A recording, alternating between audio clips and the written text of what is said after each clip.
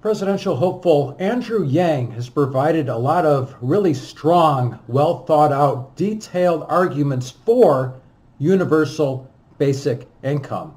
Recently, the Big Think had a deranged communist posing as an intellectual, making really bad, nonsensical, babbling arguments against UBI. Here's how it went down. For a long time, I was a fan of universal basic income.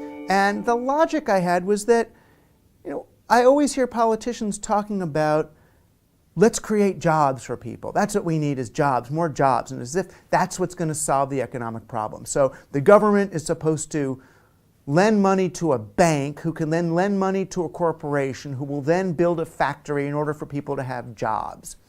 Not everything's run by giant corporations. There are over 30 million small businesses in the United States, and the economic activity that would increase due to universal basic income would create millions more.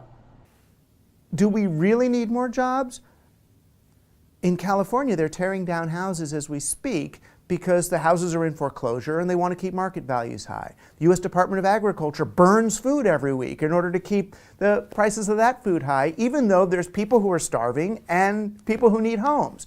We can't just let people have those homes. Why? Because they don't have jobs. So now we're supposed to create jobs for people to make useless stuff for other people to buy, and plastic crap that we're going to throw away or stick in storage units or end up in landfill, just so those people can have jobs so that we can justify letting them participate in the abundance. And that's kind of ass backwards. Ass backwards. So let's see what he just talked about. He talked about foreclosures. Foreclosures don't drive property values up. They drive them down. Why did we have so many foreclosures? We had it when we made credit too loose. We made it too easy to get a mortgage. We allowed a whole bunch of people to get mortgages they couldn't afford. This is what led to the financial meltdown, the housing market crash where values of houses plummeted. This has nothing to do with universal basic income. And then he brings up plastic. Environmental issues with plastic deals with the way we package our goods, which is plastic, and recycling. Nothing to do with UBI. This guy has a whole bunch of grudges, and he's just going to try to take it all out on universal basic income. So I thought, well, shoot, rather than creating useless jobs, what if we just let people have the stuff that's in abundance? Just let people have the houses. What's the problem with this? And UBI kind of goes along that lines of, well, if we have more than enough stuff, if we don't need everybody working all the time, then why don't we just let people have income, or at least go to a 4-day work week, or a 3-day work week, or a 2-day work week? Or if work is the thing that's scarce, then why don't we meet that out and say, okay, we've got these 10 days that you're allowed to work this year, so come on to the farm and do that work, and then you'll have to find something else for you to do the rest of the time. But in reality, it's not like that. If we were really that efficient, then we wouldn't be destroying the planet with pollution. What we've done is found ways of making stuff and doing things that require very little labor, but externalize a host of other problems to a whole lot of other places. So, we could 3D print or something, but the 3D print, where do you get the plastic goop for your 3D printer? What mine in Africa is it coming out of? And every year, thousands of people die in the plastic mines of Africa. What topsoil is it destroying? When we're going to run out of topsoil in 60 years, it means that we're not actually using the appropriate labor-intensive permaculture solutions in agriculture and all that. So first off, that whole idea that we're moving towards lower employment is a myth. We've faked lower employment through extremely extractive, exploitative, polluting, and unsustainable business practices. We're not moving towards lower unemployment. The labor participation rate is much lower than it was in the year 2000, and it's not coming back. Millions of manufacturing jobs were lost due to automation. Because of new technology and artificial intelligence, AI, it is estimated that not only will jobs continue to be lost, human jobs continue to be lost to machines, but that will in fact accelerate. So in the future, there is not going to be more jobs. And the jobs that there are, the wages are going to be pushed down because of automation. And second, I was giving a talk at Uber. And I was talking to them about the problems with their business model and how they're putting all these drivers out of work. And here they are, these freelancers working for the company, basically training the algorithms that will be replacing them, without any profit participation in the end game company. And one of the guys got up and basically quoted back to me a passage from my own book, Throwing Rocks at the Google Bus, where he said, well, what about universal basic income? And when I heard it coming out of their mouths, I realized, oh, so universal basic income isn't just a way to help people have the money they need to survive and have time to innovate and come up with other solutions. It's becoming an excuse for companies like Uber to not pay a living wage to their workers. So what's the idea? Oh, we'll get the government to print more money to give it to workers for them to spend with us. So here he completely went off the rails, saying that this is just a government printing free money to give to corporations. When you listen to Andrew Yang, he talks about 3 ways that UBI would be paid for. 1, the value-added tax. So major corporations like Amazon, who've made record profits without paying any taxes, won't be able to get away with that anymore. They will be paying taxes. And as he calls it, this is a freedom dividend, a technology dividend, so the people can get some sharing of all this wealth that technology is creating. This is not free money. The other way that Andrew talks about this paying for itself is with the increased economic activity and increased tax revenue from that, and a reduction of a lot of the spending that we're currently doing, spending on homelessness, spending on incarceration, where universal basic income has been used.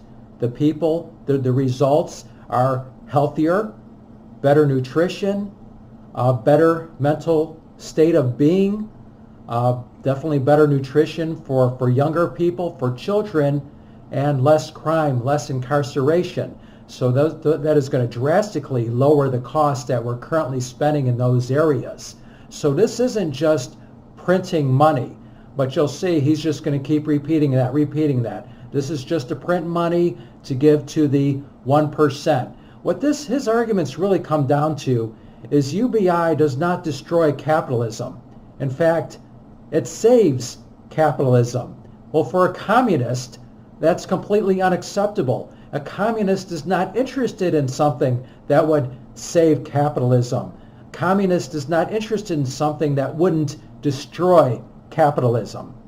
So what really happens? What is universal basic income? It's just a way of perpetuating our roles as consumers at the bottom of the pyramid, not as owners. If we're going to go to anything, I would say, what about universal basic assets?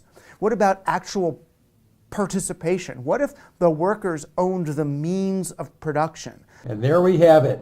Communist exposed. What if workers owned the means of production? So forget about private ownership of property, forget about private ownership of business. We're just going to have all the ownership divided amongst all the people. This communist fantasy. In communism, everybody has equal wealth and equal power. But the problem is, how do you make sure everybody has equal wealth and equal power? Well, you need somebody to police that. So we're going to give somebody additional wealth and power so they can make sure everybody else has equal wealth and power. But they can't do it by themselves. So they're going to need their circle of friends who are also going to need additional wealth and power to make sure everybody else has equal wealth and power. And this is why communism always winds up being a dictatorship. It always winds up being a system where the ruling class has all the wealth and power and the peasants have nothing. And when you think about it, for the peasants, everybody having nothing, everybody having no wealth and no power, well, there you have it. There's your communism. this guy wants to sell something that's never existed. How would you even implement this? How would you even administer it? Let's say you're a small business owner who's busted your ass. You've got a bakery. You've got 9 people, and you need to hire somebody. So you hire Fred, and as soon as you hire him, he now owns a piece of your business? Why? Why not just make it simple? For the work Fred does, you give him money. I worked in manufacturing for 7 years. This is how it worked. I ran a machine. They gave me a paycheck. We're all good. Why should I be making decisions for that company that I was working at? I had no idea how supplies were procured. I had no idea how their sales and marketing worked. No idea about finance and balancing and billing. No idea about the relationships with suppliers, with vendors. So why should I be having a say-so in how that business is run when I have absolutely no idea? And not only that, I don't want to be in that decision-making process. Not only am I not qualified, I have no idea or no interest. So once again, I come in, run the machine, you give me a paycheck. Now, that's not to say there aren't a whole bunch of workers that really do want to be part of that decision-making process, and these are the people that we want nothing to do with this decision-making process. I once heard this lecture from a communist who said, imagine a hospital with 200 people working there, and imagine if every single one of them had a say on that hospital is run. Wouldn't that be great? And my initial reaction was, no, that would be a disaster. Imagine being in severe pain, going to a hospital, needing treatment, and, well, hang on, just wait a minute. Let's see what the security guard has to say. Let's get their opinion, get their feedback. Let's check with the janitor. Let's check with the receptionist. Let's check with the people in billing. Let's interview all 200 people working at that hospital to see how you should be cared for with whatever's ailing you. Or perhaps, just perhaps, let's go to the one person, the one man or the one woman who knows what the fuck they're doing, and have them decide how you're going to be treated. Now, that's the approach I'll take. But for all you communists out there or you Democratic Socialists, go ahead and be democratic. Go ahead and have all those people have some kind of say-so on how you're to be treated when you come in with your appendix about the burst. I mean, just what a pie-in-the-sky absolute delusion. How would you even administer that? And what would that even mean for all the people? Okay, everybody owns everything. All right, I'm hungry. I don't have money for the rent. How does this ownership help me? Universal basic income. When you look at Andrew Yang's plan, everybody 18 and over gets $1,000 a month. This is raising the bottom up. This is trickle up economics. And how it's going to be paid for is to actually have a tax on these corporations, this value-added tax, and the taxes from increased economic activity and the decrease in a lot of spending, once again, in homelessness and in incarceration. This is capitalism that doesn't start at zero. This is putting money in the pockets of the people, and then the people decide how that money is used, whether they want to spend it with services from big business or they want to support their local small businesses. The people decide how that money is going to be used. So you don't just give them a handout so that the money ends up in the same corporate coffers and going into the same shares. That's not the point. What universal basic income does, if you look at the whole model, is allows the people who own the lion's share of our world to own more and more of it. We just print more money and more of it goes up to the top. That's not the way to get long-term equity. Sure, Social Security, welfare, the dole, all those things are fine for those in need, but it's not a great long-term economic strategy. It's really just a band-aid on extractive corporate capitalism. How do we get to extract more? We'll just print more cash for us to extract. Yep, we'll keep printing more cash and we'll continue to extract plastic from those mines in Africa. This is Jim Wall. Thanks for watching. Until next time.